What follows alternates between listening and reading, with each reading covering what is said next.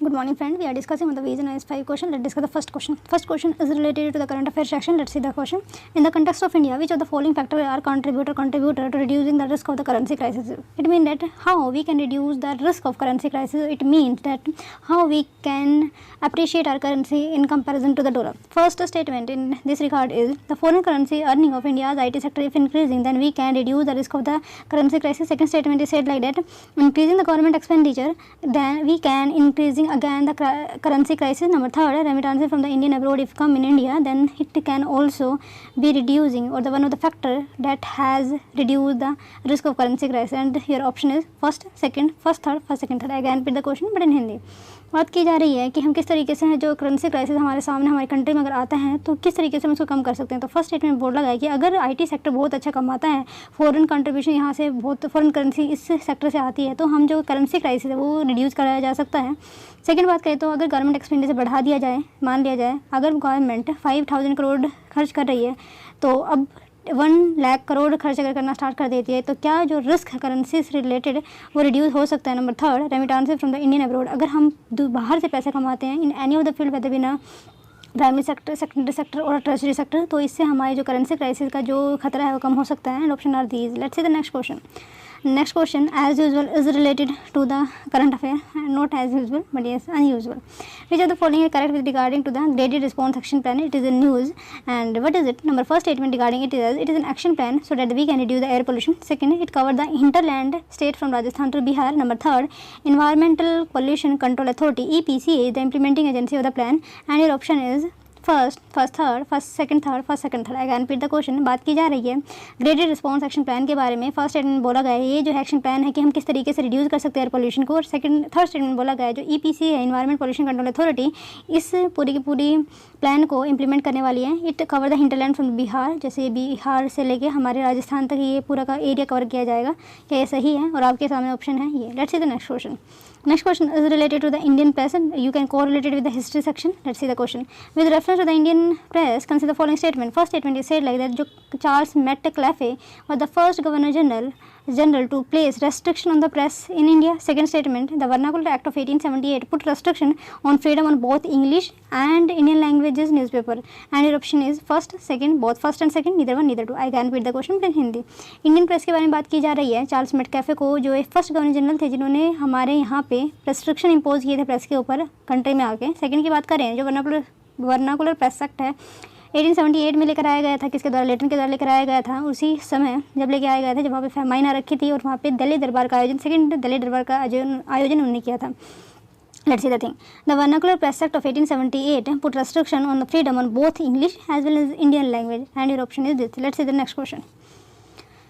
Okay, next question if you are talking about that is related to the town area committee. Consider the following statement about it. And first statement is said like that it is an urban local body set up for the administration on a small town. Second, it is set up as a statutory body in concerned state. And your option is first, second, both first and second, neither one, neither two. Again repeat the question. आपको town planning committee के बारे में बताना है. तो ये first statement बोला है क्या ये एक अर्बन लोकल बॉडी है एडमिनिस्ट्रेशन को स्मॉल टाउन में इम्प्लीमेंट करने के लिए. सेकंड में बोला जा रहा है एक statutory body concern state high legislative basically assembly इनको बनाती हैं. तो आपके ऑप्शन ये हैं. Let's see the next and the last question of today. Consider the following statement regarding the poet and contemporary king about it. Tulsidas, Akbar, second Amir Khusro, Alauddin Khilji, and Surdas Shahjahan. And your option is first, first and second, second, third, first, second, third. I again repeat the question. आपको यहाँ पे poet दे रखा है और contemporary king बताना है आपको. तुलसीदास की बात करें तो Akbar, second Amir Khusro, Alauddin Khilji and Surdas Shahjahan. And your option is this. Let's see the answer. The first question that is related to the reducing the risk of the currency crisis. It means that कि हमें किस तरीके से अपनी जो करेंसी उसको अप्रिशिएट करना है with respect to the other currency or the other hard currency and in general and in particular because the transaction is much more high in dollar, so we can indirectly say it to a dollar as per the today's situation. The first and third are correct. Foreign currency earning of the Indian IT sector. Second, remittances from Indian abroad if we are earn these things, so we have appreciate our currency comparison to the dollar. तो third की बात करें तो अगर हमारी government expenditure बहुत ज़्यादा बढ़ जाएगा तो इन्फ्लेशन बहुत ज़्यादा बढ़ जाएगा. अगर इन्फ्लेशन बढ़ता है तो ये इफ़ेक्ट करता है हमारे लाइफ लिविंग मतलब welfare of living basically. Okay, let's see the thing. Currency crisis brought and decline in the value of the country currency. मतलब क्या, करेंसी क्राइसिस का मतलब ये है कि हम किस तरीके से जो हमारी कंट्री की करेंसी है उसको डिवैल्यू कर रहे हैं। This decline in value negative effect, अगर ये नेगेटिवली अफेक्ट करता है, अगर ये डिक्लाइन होती रहती है वो इकोनॉमी को by creating instability in exchange rate, तो यहाँ पे वोलेटिलिटी जो है हमारे रुपीज़ की वो बहुत ज़्यादा बढ़ जाती है, जिसकी वजह से इंस्टेबिलिटी आ जाती है। Meaning that one unit of certain currency no longer buy as much as it use in another currency. Substantial amount of the foreign exchange reserve can help to question against any risk of the currency crisis. The foreign current earning, अगर बात करें India sector की, अगर बढ़ता है remittance, अगर हम अपने दूसरी कंट्री से लेकर आ पाते हैं तो ये जो है हमारी फॉरेन करेंसी का इन्फ्लो होगा, जिसकी वजह से हमारी जो करेंसी है बूस्टअप होगी और जो फेथ है पीपल का इसमें बढ़ेगा। सेकंड की बात करें तो it is an action plan to reduce the air pollution, that is also correct. EPCA जो है इम्प्लीमेंट कर रही है, जो 2019 में ये बॉडी बनाई गई थी। It cover the hinterland. ऐसा कोई भी ऐसा स्पेसिफिकली फोकस करके एरिया वाइज नहीं बनाया गया, तो ये हो सकता था कि नॉर्थ इंडिया साउथ इंडिया ये एक सही हो सकता, लेकिन बिहार से लेकर राजस्थान तक ये थोड़ा दिखने में भी या फिर सोचने में भी गलत लगता है। Let's see the thing that are given by the vision itself. Graded response action plan क्या है? ये जो है इसका एम है कि हम अर्बन एयर पोल्यूशन को किस तरीके से कम किया जा सकता है। गवर्नमेंट नोटिफाइड करती है graded response action plan for Delhi and NCR region, which comprise measures such as the prohibition and entry of the truck into Delhi, ban on construction activity, also introduction of the odd and even scheme for private vehicle, shutting of the schools, closure of the brick kilns, hot mix plants and store crushers को जो है बंद करने की बात की जा रही है ताकि हम पोल्यूशन को कम कर सकें। Shutting down of the Badarpur power plant, ban on the diesel generator sets, garbage burning in landfill and plying of visibility polluting vehicle etcetera. Nature scope and trigger measure की बात करें तो ये डायरेक्टली लिंक्ड है हमारे पोल्यूशन से। Severe level, emergency level, very poor, ये जो कंडीशन है ये हमें एक हम आईना दिखाती है हम कितना प्रोग्रेस कर रहे हैं, ये हमें मॉनिटरिंग की बात करती है basically. After due to consideration of the authority concern, तो ये आप second statement is not correct है। Let's see the next thing. Next question की बात करें तो दोनों की दोनों स्टेटमेंट मेरे हिसाब से गलत है, neither one neither two. Let's see the thing. The Indian press act was freed by restriction, मतलब क्या है कि चार्ल्स मेटकाफे के द्वारा 1835 में ये एक्टिंग गवर्नर जनरल बने थे थोड़े ही टाइम पीरियड के लिए, और 1835 में इन्होंने जितनी भी रेस्ट्रिक्शन इंडियन प्रेस के ऊपर लगी हुई थी उसको फ्री कर दिया गया था। He is called liberator of Indian press, इसको कहा जाता है ये जो है लिबरेटर हमारे इंडियन प्रेस की। This step has been welcomed enthusiastically by the educated Indian also. It was one of the reason why they had some time supported British rule in India, but the nationalists gradually began to use the press to arouse national consciousness among the people and sharply criticize the reactionary policy of the government, specifically of the Lytton, that we are much more aware about these things. This turned the official against the Indian press and they decided to curb freedom. This was attempted during the Vernacular Press Act of 1878 and it is applying only the regional language or the Indian language basically. Let's see the next question. Next question, town area planning committee, दोनों की दोनों सही है। ये एक small urban local body को administer करने के लिए बनाए जाते हैं। स्टेटरी बॉडी है, कंसर्न स्टेट के द्वारा बनाई जाती है। एक टाउन एरिया कमेटी जो है सेटअप की जाती है administration of a small town को करने के लिए।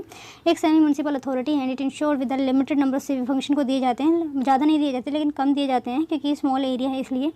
Drainage, road, street lighting and conservancy, it is created by the separate act of the state legislature. और कंपोजिंग फंक्शन एंड मैटर जो भी इनसे रिलेटेड होता है वो कम्प्लीटली डिपेंड करते हैं स्टेट लेजिस्लेटिव के ऊपर कि वो कितना पावर देना चाहते हैं। तुलसीदास की बात करें तो किसके कंटेम्प्रेरी रहे हैं अकबर के, ये सही है। अमीर खुसरो, अलाउद्दीन खिलजी, इन्होंने 7 राजाओं का दरबार देखा है और हमारी पूरी जो कंटेम्प्रेरी सल्तनत पीरियड में 5 डायनेस्टी रही हैं। फॉर एग्जांपल सबसे पहले स्लेव डायनेस्टी थी, खिलजी डायनेस्टी, उसके बाद Lodhi dynasty, I think so, नहीं लोधी लास्ट थी, Tughlaq dynasty and then Sayyid dynasty and then Lodhi dynasty आई थी आपकी। और उन्होंने 7 राजाओं का राज्य पाठ देखा है अमीर खुसरो के द्वारा। तुलसीदास ने हमारी रामायण लिखी है और ये अकबर के कंटेम्प्रेरी थे। ये बहुत बार क्वेश्चन पूछा जा चुका है, तो फर्स्ट एंड सेकंड सही है। बात करें सूरदास की, सूरदास 11th सेंचुरी में रहे हैं शायद। Let's see the thing. Tulsidas की बात कर लें, ये कंटेम्प्रेरी थे किसके, अकबर के। Akbar summon Tulsidas on hearing of his bringing back a dead man to life. Tulsidas declined to go as he was to engross in creating his verses, but he was later forcibly brought before Akbar and was asked to perform miracle, which Tulsidas declined by saying, "It's a lie. All I know is Rama." The emperor imprisoned Tulsidas at Fatehpur Sikri. तो ये जो है पता क्या हुआ था कि जो तुलसीदास हैं, तुलसीदास ने जो है अकबर ने तुलसीदास को बुलाया था कि आप क्या चमत्कार कर सकते हैं, तो हमें भी दिखाइए क्या चमत्कार किया जा सकते हैं। तो ये जो है मना कर देते हैं और कहते हैं कि मुझे कुछ भी नहीं पता है और जो पता है वो सिर्फ राम है। और बाद में इनको फतेहपुर सीकरी के अंदर ही जो है इम्प्रिजन कर दिया गया था। सेकंड की बात करें, अमीर खुसरो एंड अलाउद्दीन खिलजी का किस तरीके से रिलेशनशिप रहा है। Amir Khusro was contemporary of the Khiljis. Amir Khusro went with the Alauddin Khilji and has given a graphic description of the capture of the Ranthambore fort. तो उन्होंने ही जो है रणथंभौर फोर्ट के बारे में जो है दृश्य उनके का सामने लेकर आए गए थे।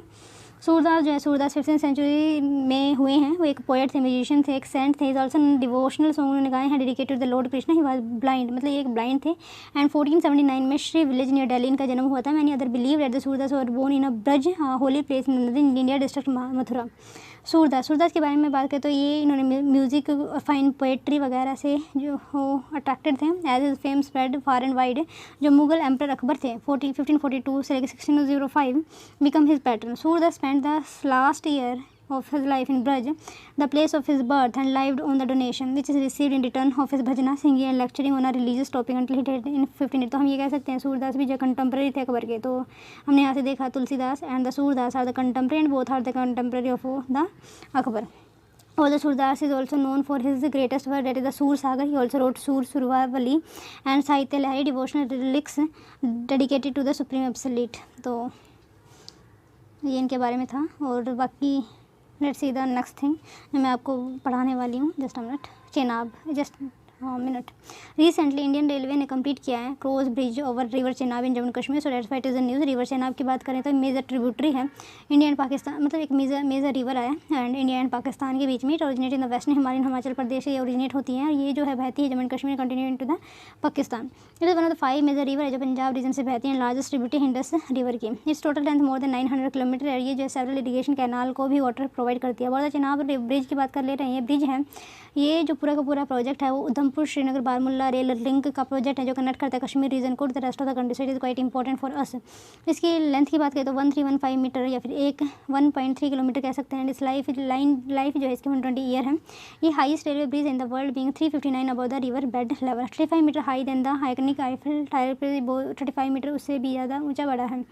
Design for the blast load in consultation with DRDO for the first time in India, मतलब कि इसको जो डिज़ाइनिंग की गई DRDO को मिलकर की गई है। Capable to withstand with high speed को ये विदस्टैंड कर सकते हैं, that is 26 kilometre per hour.